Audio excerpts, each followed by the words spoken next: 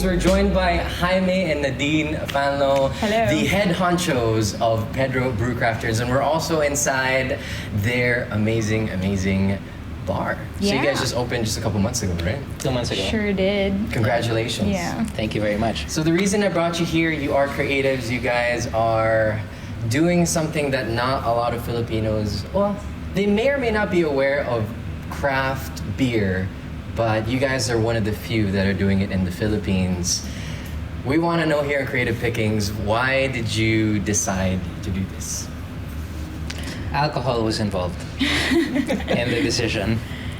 Yeah. It didn't take a lot of convincing on our end. So the Are person, you guys fans of craft beer Yes. from the beginning? Oh, Yeah. okay. So, when we got married and started traveling together, we kind of made it a point to try what beer was locally available, and that's where we kind of sparked our interest in different kinds of beer. And that's when we realized now, beer could be this way pala. There are so many different varieties and styles, and that's when we just kind of got into it. We were definitely consumers first. Yeah. Traveling was the one opportunity, as Nadine said, for us to try stuff that's not locally available now. And craft beer was starting to make waves in other places. We didn't think it was a possibility. But one day we met up with an old friend from law school, Jill, who's also our partner in Pedro Brewcrafters, and we had 7 or 8 beers. That day. And then we started talking about how much we love craft beer and the fresh Wow. flavors and the color and the, how you can get stuff that's very local to a specific location that you can't find anywhere else. And in the stupor of those 7 or 8 beers, we said we're gonna put up a craft beer company. With like lots of laughs and it's like, we're gonna do it, right? Yeah, Yes. totally. But the difference with that particular situation and other discussions of that kind was the Yeah. next day we sobered up And started playing. and we made a business plan. Yeah, really Wow. fast actually. Yeah. Like Wow. I was surprised at ourselves, like how fast we did it and how excited we were to actually see it realized. Within 3 or 4 months, we had investors that believed in the idea. Wow. We had the business plan in place. We had the location. We had a very sharp consultant who was interested in helping us out and building some in-house skill, brewing skill. We had the direction for brewing education, which I ended up taking the That's following one of year. the hardest things, right? Because you love the beer, you want to make it happen, but how do you make? I had no idea You at had the no time. idea. Well, that's the thing. If you mentioned hops to me at that moment, I would You're either like, think hopscotch. a rabbit or somebody jumping up and down on one foot. I mean, Yeah, I did yeah, not yeah. know what hops were. Yeah, So, and none of us knew how to run a brewery. We didn't know what was involved. We just thought it was cool, and we thought the idea of building a brewery and making beer was really cool. Diba? And we didn't know what was exactly involved, What- to make something that was commercially scalable. Right. You can't just make something and go, okay, that was nice. Now what, right? Yeah, it has yeah. to be, scalable in the sense that you have to mass produce, but how many we're gonna make? How is this gonna so happen? the consultant helped us set up, and it took us about 3 months, I think, from March of 2015 till about June, July of 2015. And that was when we were building and fitting out our brewery. March to June, July 2015. Yeah, and Wow, we did our that's fast. first batch of beer in July, and it was ready by about August, first week of September, because of course you have to ferment it. Yeah. But before that happened, so we had the brewery up, and we were looking at everything and going, okay, so what the hell do we do now? We don't know how any of this works. You bought all the equipment, right? Yeah. Yeah. Well, we ran through our first brew with our consultant. Yeah. And he helped us, design the brewery and all of that. This is the fella from Singapore, right? Yes, yeah. So see Ernest, he's like Ernest, that's his name. we refer to him as our beer dad or Yoda. Yeah. Like he's Beer our Yoda. Jedi master. Nice, Yeah. nice. He really taught us everything.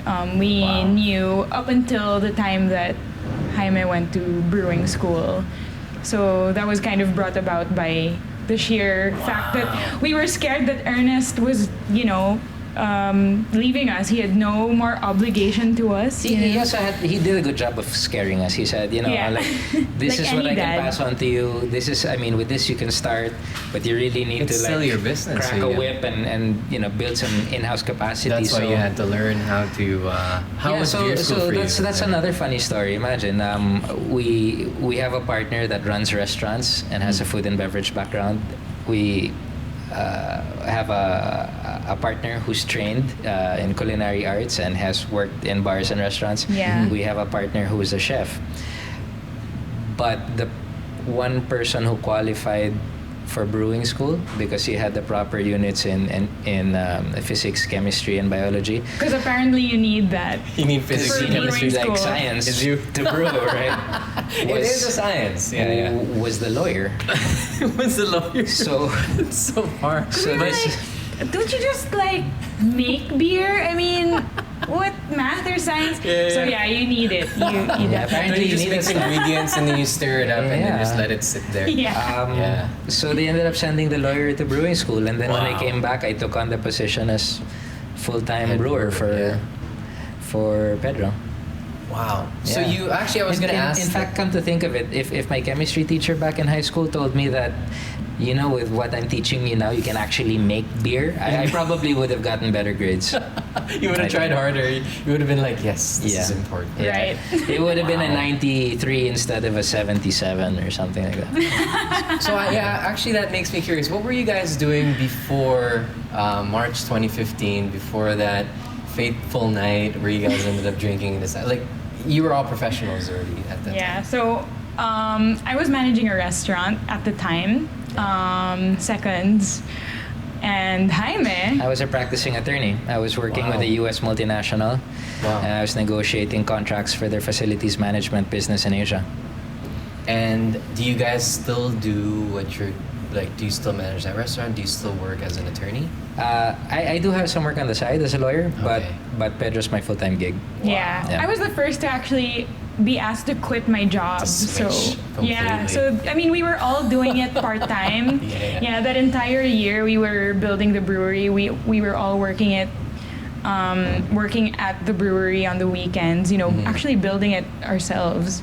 Wow. But when our equipment that was arriving from China was finally being released, they were like, "Oh, it's getting real. got Somebody it. has to quit their job." We got to take care of this.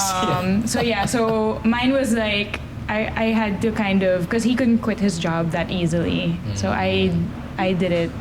I went full time. Yeah. And then I you followed did it. about a year later. Was that the plan? As soon as you guys jumped in, did you know it's like okay? Because I'm sure it got scary as things when that the equipment arrived, you're like, oh my god, this is happening. Yeah, it really is. For me, I think we didn't know it would happen that soon. We it's just didn't that really- the work started coming in, and things started to crack. And they sat me down one day and said, "Jaime, it's time to Choose take the your- leap, yeah. right?" Yeah, we actually just really took it day by day. I don't think we ever had a conversation about, at what point do we quit our jobs and go full time. We never really thought of that. It was really more like, we need to, and so just we just took Yeah. it day by day. So it was really. easy, or it wasn't like It wasn't easy, man. it wasn't. You make it sound really casual. It's like, it happened, so we just jump ship and then No, it's just you kind of do what you need to try do. to hold you know? on. You try to hold on to your job as long as you can long as while you your can. business grows. Because if you go full time, then the business also needs to sustain you. So that's added expense for the company. So we went as long as we could feasibly before the company really needed us. Yeah, to I think come it in. was extra scary for us too because being married and being kind of on this ship that's sailing and you don't know where it's going Yeah. together, diba? Yeah. That was scary for us. It was a difficult decision for both of us to be full time with Pedro. Like one of us, that was okay.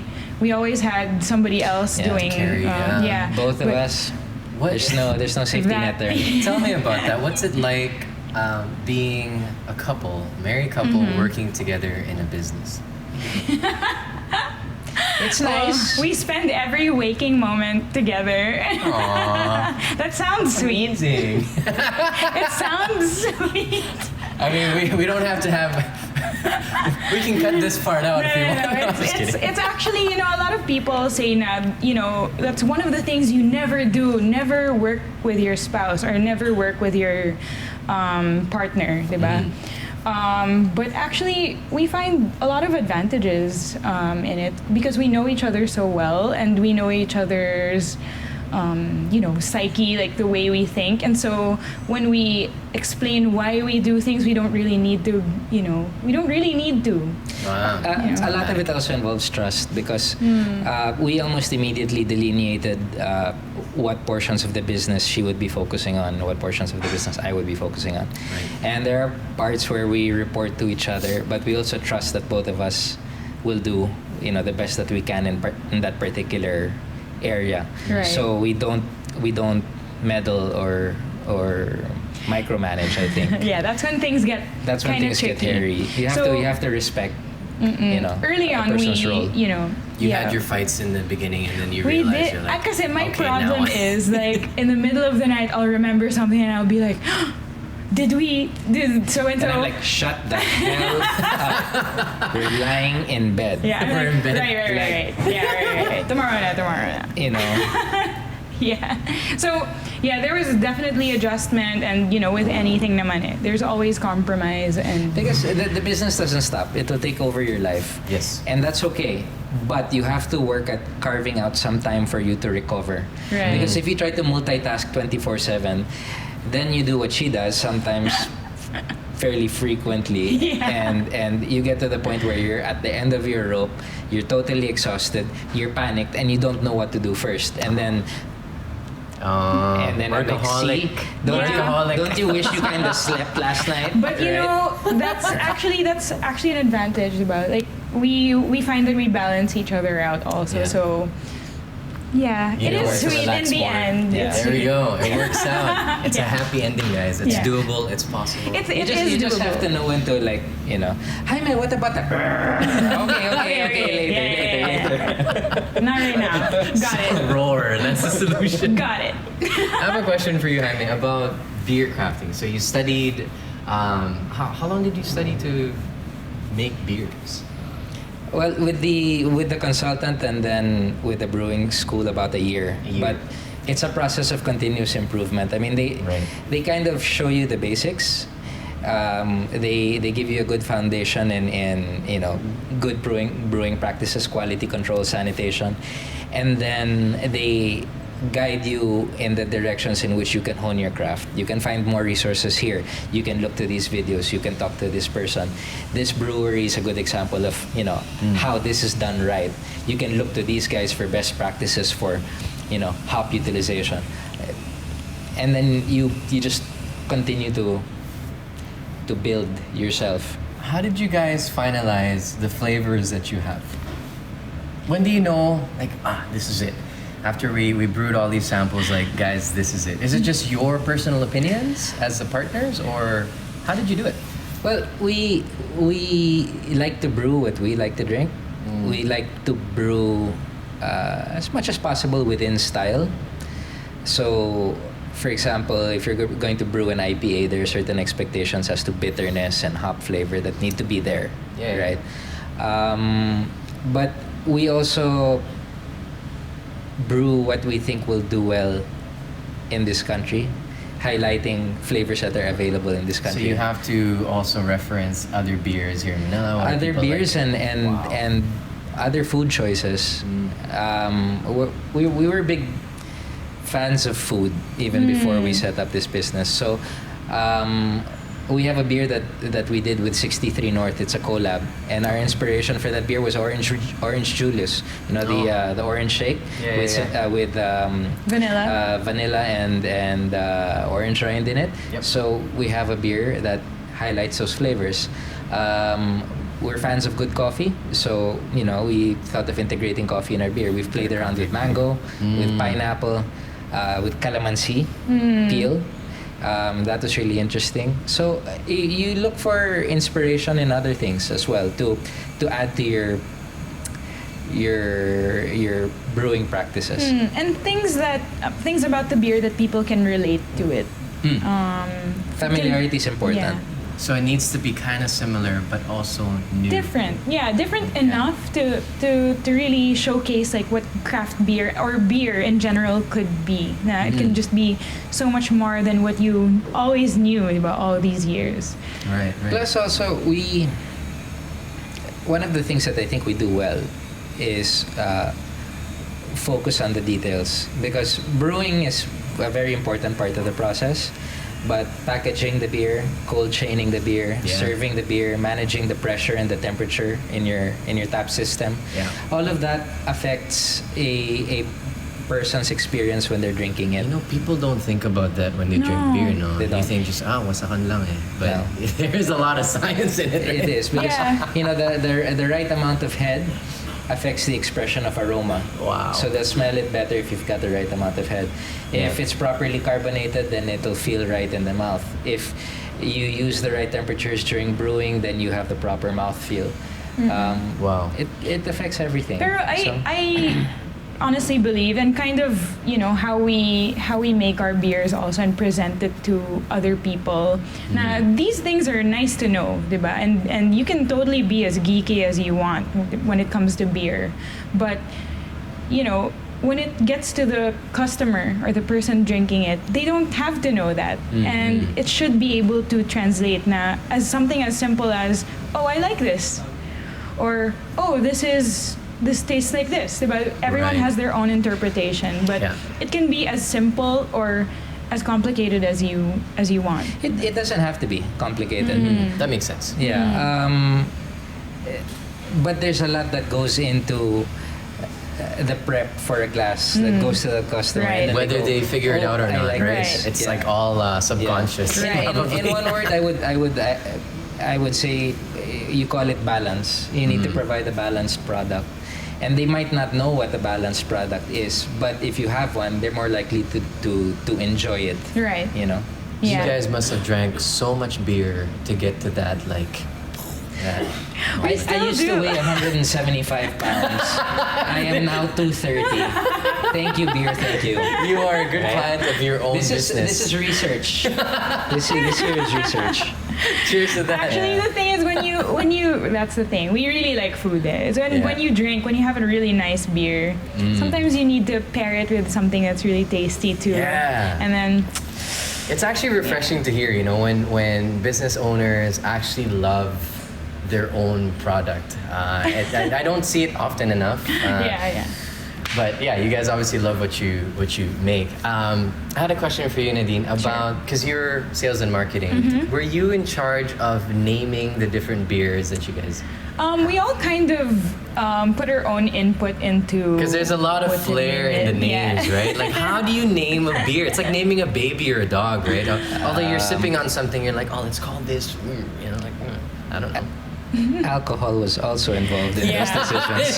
So let me tell you about how this is the solution for everything, guys. So how we name our beers, and actually even the labels of our beers. There's a lot going on. There's a lot to look at. Yeah. So we sit down, drink the beer that we're about to name, and 5 or 6 drinks down, all the ideas just start to flow. And really, we try and capture what the beer style kind of makes you feel, what it reminds you of, things like that. But the general guideline for how we name our beers and how we project our brand is Pedro should be kind of like an escape from your day-to-day, and it's as simple as popping open that cap and enjoying a bottle, and it kind of transports you to a place where, endless summers are possible. Right. Diba? So like endless summer wheat ale, right? And like with procrastination pale ale, we were just kind of dreaming of naming a beer after something that's kind of like a guilty pleasure, and procrastinating really is kind of super relatable. Everybody procrastinates, and something that you wish you could do but you can't necessarily do. And these words that we use they're all experiential. Yeah. Yeah. People can relate to them. They have their own ideas. They hear the word procrastination. It touches something inside, and hopefully it also improves their connection with their product. Right. Maybe you can start doing zodiac sign beers. Maybe. Yeah.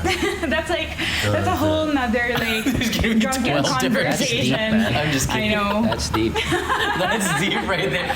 So hey, any Scorpios in here? I know Oh, the yeah, beer just for you. exactly. Boom. Right? No, I don't And know. then if you've got like the calendar for 2019, and you know that for a particular sign it's gonna be a really bad year, we can up the alcohol level. I know. Oh. I know. For that beer I was sign, about to right? say Scorpios should have higher alcohol. Anyway. What are your guys' thoughts on the craft beer scene in the Philippines? Well, you know what? If there was a word to describe it, it's collaborative. Like, I'm really proud of the craft beer scene actually, and the industry in general. Everybody's friends with each other. Good. Yeah, all brewers are. This year we had our Christmas. We have an annual Christmas party where everybody comes together, and this year it was held in the bar. In Yeah, the here at house. the tap house. Right on. We are competitive with each other. We do try to come out with the very best products that we can.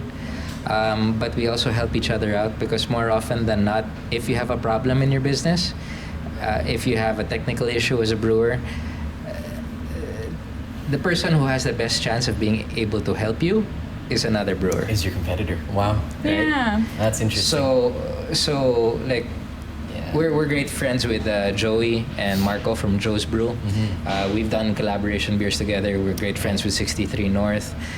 We've worked together with Encanto for a special brew that was presented during the Southeast Asian Brewers Conference summer last year. We're always in touch with each other. We're always tasting each other's beers, because you also get tired of drinking your own stuff. So As you much like as to we drink like other our people's own. beer. It's Yeah. refreshing. As much as we like our I'm sure and- it's the same for them. And that helps. That helps us. We've brewed in each other's facilities, Cool. and we've picked up a lot of things from each other as we went along.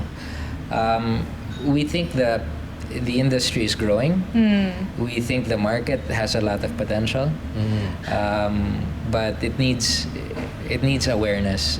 People need to understand why our products are more expensive. It's because they're fresh. There's an emphasis on freshness. They don't keep well. They need to be served properly, but you get a heightened experience, right?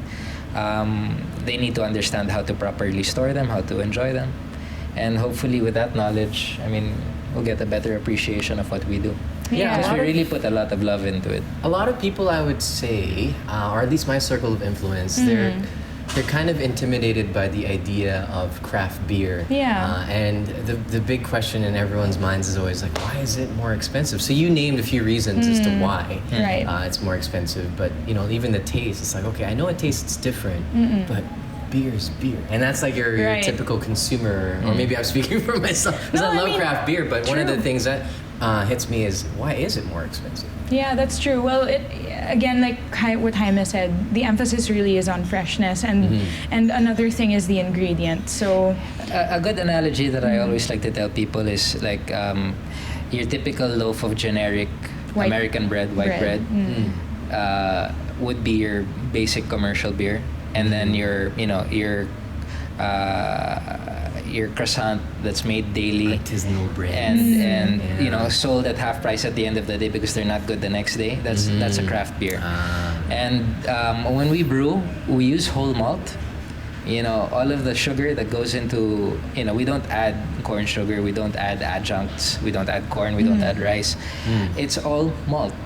So those sacks come from Germany or from Australia. When you say malt, meaning grain, like grain, it's okay. malted grain. barley, malted wheat. Okay. So it's actual grain that's crushed and mixed in with hot water so that you can extract the sugars that you were going to need for fermentation. Essentially, it's all natural ingredients, and the idea really is to give the drinker the best possible whole Yeah. beer experience. There are no corners cut. It's brewed traditionally. It's brewed in the classic way, and And if we add anything aside from like just the 4 beer ingredients, which is malt, hops, yeast, and water, if we ever add anything to that, it's not to cheapen it, but to enhance the flavor. enhance the flavor. experience. Yeah. So you're throwing in maybe fruit, or fruit peels or spices. Because a lot of, well, commercial beer is a different thing. We're not in competition with commercial beer brands. They provide a perfectly good product. Like white bread is a good product. You know, it has its It place. does the job. Right? It does the Yeah. job. But you can also find better if you're willing to pay a little bit more and pay a little bit more attention to the experience as well. That's an interesting perspective. You're not in competition. It's like different. We're not. different, Yeah. And we can't compete. Our price level is different. We can't stay on the shelf as long as they can. We don't travel as well as they can. You know? Right. You're limited to wherever your brew is. Wherever it's a we're different. brewing. We'd like to think of it as a different category. Although it is beer, and you know sometimes beer is beer, Yeah, right? yeah. But if you're in the mood for a different type of beer, then that's what we offer. And Wow. you know, and that's the thing about craft beer. Also, it was born out of, you know, wanting a choice. Yeah. And wanting variety. You got bored of the same old, so you just Yeah. want to try this out. And I think at the end of the day, the real winner here is the consumer because he has those options. If he needs to go to the beach and he's going to be traveling and he wants to fill up a cooler and put some ice in it and not need to worry too much, then he's got commercial options. If he wants a place where he can try 12 different beers and have it properly paired with food, then now he has that too. Right? So it's all about presenting a person with different options for them to enjoy. Do you guys think craft beer will ever get close to where commercial beer is? Like, okay, well, in other countries, and we always try and historically see how other countries have when you've managed, traveled right? and tried. So, like in a super advanced craft beer countries like the U.S., there's really still like a very, very large gap between craft beer and industrial beer, let's call it. So, it's still very much in a separate category, although more of the market drinks craft beer over there. And it's gaining momentum. Yeah. And the commercial companies are starting to identify that, you know, there's value to this and from a branding perspective, from a product perspective. So much so that I won't get into the names or the specifics, but some of the biggest commercial breweries in the world have started to buy craft beer companies. Wow. Because it's another option that they can present to their consumer. Yeah. And in reality, they're taking on more shelf space. So Right. if you go to the grocery and you see all of those beers out there, if this guy owns their commercial beer number 2, and 3 of the craft beer companies on the shelf, that's a good spread of products that you can offer your consumer. Right. That's good business right there. That makes sense. Okay. Yeah. It's starting to happen in Asia as well. Yeah. Yeah, I really hope so. I mean, I'm convinced too. I wanted to end it on a light note, guys. Do you guys have any fun drinking stories aside from starting a business from it? I mean, this is the biggest one. Obviously, starting Pedro was from I know, drinking, but like, yeah. any other cool stories? This was one big drinking story, actually. The last 3 Is years. this a collective or is just yours? The last 3 years has been one big drinking One story. big drinking story. Yeah, sometimes When it was did like, we oh my stop? God, I need a drink. when did we stop? I don't know. Well, yeah, I mean, you know, when are we not drinking? So that's So it's just what a I'd part like of to know. life Oh yeah, is totally. drinking. You know, Wow. we like to call it research now. Yeah. Hey, let's go Yeah. do some research today. You got your research shoes on? I got my research dress on. Exactly. Yeah. Yeah, well, I have a lot of stories about other people's drinking, but those Okay. are stories that aren't mine to tell. That's for a different segment. I'll get them on the show eventually. Exactly. Anything you guys want to promote? Anything you'd like to share? Yeah, well, we're really proud of what we've built here at the Tap House, and you know, it was always our dream. As soon as we built the brewery, actually, to build a place where we could, you know, present the beers as fresh as possible and exactly how we designed them to be. So yeah, I'd really encourage people if they're ever in Poblacion to come over to the Pedro Tap House. We're proud of our beers. We're proud of our friends' beers, other breweries' beers too, and we like to say that we present them just as well as ours. So yeah. Well said. Try some new beer. Amazing. What she said. All right, guys. Thank you so much, Nadine you. and Jaime Fanlo. Thank you so much.